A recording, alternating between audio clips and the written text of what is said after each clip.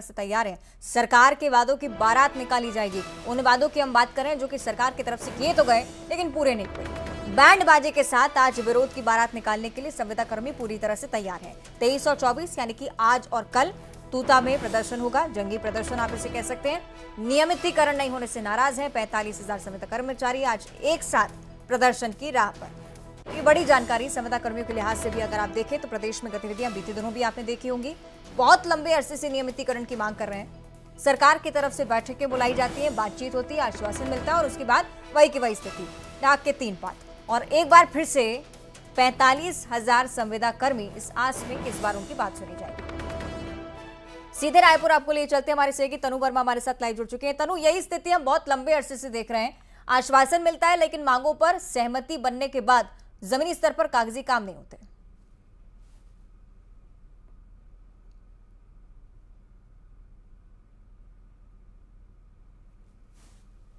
वो तेज हो गई है। इस साल जुलाई महीने में राज्य के 45,000 संविदा कर्मचारियों ने सरकार के खिलाफ आंदोलन किया था और अब फिर से राज्य के 45,000 संविदा कर्मचारी एक बड़े और अनोखे प्रदर्शन जो है वो करने जा रहे हैं। दरअसल नियमितीकरण की मांग को लेकर संविदा कर्मचारियों के द्वारा नया रायपुर के तूता धरना स्थल पर सरकार के खिलाफ वादों की बारात निकाली जाएगी। ये प्रदर्शन सर्व विभागीय संविदा कर्मचारी संघ के बैनर तले किया जाएगा और इस प्रदर्शन में शादी की कार्ड की तरह संविदा कर्मचारियों ने एक कार्ड जो है वो तैयार किया है और इस कार्ड में संविदा कर्मचारियों के द्वारा बड़े ही रोचक और विरोधाभास अंदाज में सरकार से अपनी मांगों की जो है वो मांग की गई है। आपको बता दें कि इससे पहले भी जुलाई महीने में संविदा कर्मचारियों के द्वारा अपनी मांगों को लेकर लंबे समय तक अनिश्चितकालीन हड़ताल किया गया था। कर्मचारियों के हड़ताल पर चले जाने से सरकार के कामकाज भी प्रभावित हुए थे। तब 2 अगस्त को मुख्यमंत्री के आश्वासन के बाद संविदा कर्मचारियों ने अपना हड़ताल स्थगित किया था, लेकिन अब एक बार फिर संविदा कर्मचारी अपनी मांगों को लेकर डट गए हैं और फिर से संविदा कर्मचारियों के द्वारा बड़ा प्रदर्शन करने की जो है वो तैयारी की जा रही है। संविदा कर्मचारी आज और कल सरकार के खिलाफ जो है वादों की बारात निकालेंगे और इस बड़े प्रदर्शन के द्वारा जो है संविदा कर्मचारी सरकार का ध्यान अपनी मांगों को लेकर केंद्रित करने की कोशिश करेंगे। चलिए देखने वाला विषय कि सरकार की तरफ से इस वक्त क्या कुछ कहा जाता है। बहुत शुक्रिया आपका तनु जानकारी के लिए। ना सिर्फ संविदा कर्मचारी परेशान है, नाराज हैं, बल्कि सफाई कर्मचारियों के मन में भी इसी तरह की प्रदर्शन की तैयारी है। रायपुर की हम बात करें, आज अंशकालिक स्कूल सफाई कर्मचारी प्रदर्शन की राह पर। कर्मचारी आज सीएम हाउस का घेराव करने के प्लान के साथ उतरेंगे। कर्मचारी खुद को रेगुलर करने की मांग कर रहे हैं। वही नियमितीकरण जिसका आश्वासन कई बार मिला लेकिन पूरा नहीं हुआ। कलेक्टर दर पर मानदेय देने की भी प्रमुख मांग है। आंदोलन में 43,000 सफाई कर्मचारी एक साथ आज शामिल होंगे। तो एक तरफ सफाई कर्मचारियों का प्रदर्शन, दूसरी तरफ संविदा कर्मियों की नाराजगी। लगातार हड़ताल ही हड़ताल। प्रदेश में चुनावी साल में सरकार पर दबाव बनाने की कोशिश भी आप इसे कह सकते हैं। 43,000 सफाई कर्मी एक साथ आज आंदोलन की राह पर। कलेक्टर दर पर मानदेय देने की मांग कर रहे हैं, रेगुलर किए जाने की मांग कर रहे हैं। वेतन को लेकर बीते दिनों आंगनवाड़ी कार्यकर्ताओं, सहायिकाओं का भी आपने प्रदर्शन देखा, लेकिन अच्छी राहत भरी खबर कहीं ना कहीं बजट के जरिए भी उन्हें देखने को मिली थी। अब सफाई कर्मी, संविदा कर्मियों को लेकर क्या कुछ सरकार कहती है, ये एक बड़ा प्रश्न है। सहयोगी ममता हमारे साथ जुड़ चुकी है, उनका हम रुख कर लेते हैं। ममता, क्या स्थिति हम देख पा रहे हैं सफाई कर्मचारियों के इस प्रदर्शन को लेकर? क्या बातचीत का रास्ता साफ हो पाएगा? देखिए, चुनावी साल है और जाहिर तौर पर तमाम जो कर्मचारी संगठन है वो ये कोशिश कर रहे हैं कि शायद दबाव काम आ जाए और यही वजह है कि लगातार वो समय समय पर स्ट्राइक पर उतर रहे हैं और बातचीत भी होती है, बीच का रास्ते की बात होती है और उसके बाद वो स्ट्राइक से वापस लौटते हैं, फिर वापस स्ट्राइक पे आ जाते हैं। इसी तरह से अगर हम बात करें तो सफाई कर्मी एक बार फिर से हड़ताल पर हैं और उन्होंने आज वो सीएम हाउस का घेराव करने वाले हैं और इसके साथ ही अगर हम बात करें तो 27-28 को उनका कहना है कि संकल्प रैली निकालेंगे और करीबन 2 अक्टूबर को पूरे प्रदेश भर में एक बड़ा प्रदर्शन करेंगे। तो जाहिर तौर पर अगर हम बात करें तो प्रदर्शनों का सिलसिला जारी रहेगा। ये सफाई कर्मियों का कहना है कि लगातार अपनी मांगों को लेकर वो प्रशासन और शासन के बीच में अपनी बातें रख रहे हैं, लेकिन सॉल्यूशन नहीं निकल रहा है। जो वो सैलरी को लेकर बात कर रहे हैं, नियमितीकरण को लेकर बात कर रहे हैं। नियमितीकरण की अगर बात करें तो न केवल सफाई कर्मी बल्कि प्रदेश भर में अलग अलग जो संविदा कर्मी है या दैनिक वेतन भोगी हैं वो लगातार इसको लेकर प्रोटेस्ट कर रहे हैं और बीच बीच में स्ट्राइक होती है, फिर सरकार की तरफ से कोई कार्रवाई होती है, उसके बाद वो लौट आते हैं।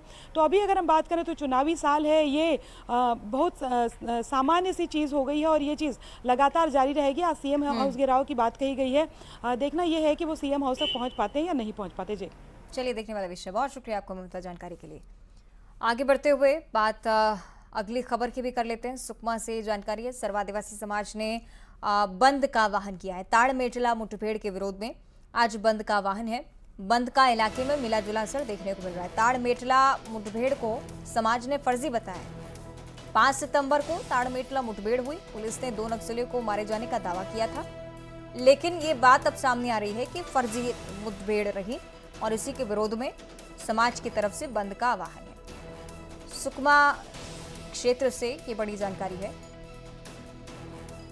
2 नक्सली के मारे जाने के पुलिस के दावे को फर्जी बताया जा रहा है और उसी के चलते बंद का आह्वान, बंद का मिला जुला असर देखने को मिल रहा है।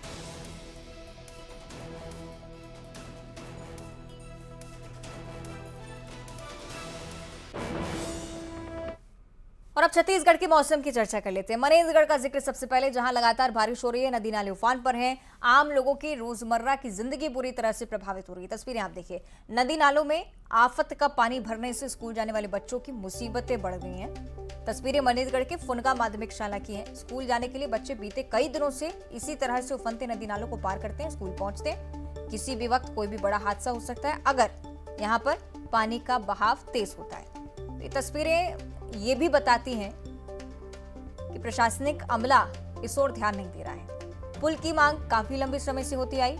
मांग को कई बार प्रशासनिक अधिकारियों के सामने भी रखा गया, लेकिन इसके बावजूद इस मांग की सुनवाई नहीं हुई। इसका असर ये कि छोटे छोटे स्कूली बच्चे नदी नालों को इसी तरह से पार कर स्कूल पहुंचते हैं।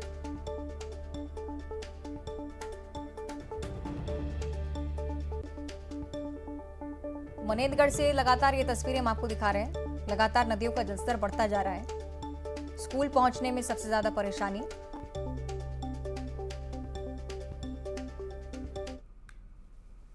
मुंगेली जिले की भी बात कर लेते हैं। शिवनाथ नदी का जलस्तर लगातार यहां पर बढ़ता हुआ। नदी के लगातार बढ़ते जलस्तर को देखते हुए प्रशासन की टीम ने सरगांव इलाके से कई परिवारों को सुरक्षित स्थानों पर शिफ्ट करवाया है। बाढ़ जैसे हालात बनते नजर आ रहे हैं और इसी के चलते कलेक्टर ने राहत कैंप्स लगा दिए। लोगों के रुकने की बेहतर व्यवस्था और स्वास्थ्य सुविधाएं मुहैया कराने के लिए निर्देश ऑफिसर्स को दिए गए हैं। कई जगह ऐसे जहां पर शिवनाथ नदी के बने पुल के चलते भी इस जगह पर आवागमन ठीक तरह से चल नहीं पा रहा है, क्योंकि पुल के ऊपर से पानी बहने लगा है। प्रशासन ने लोगों को नदी में नहीं जाने की सलाह दी है। भारी बारिश और नदी के पानी में कई गांव टापू में तब्दील हो गए। बाढ़ के पानी में किसानों की फसलें डूब गई हैं।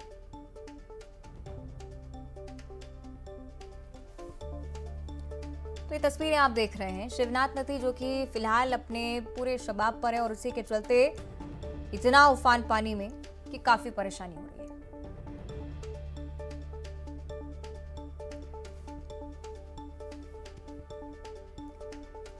बलौदाबाजार की स्थिति भी कुछ अलग नहीं है। भारी बारिश के चलते बाढ़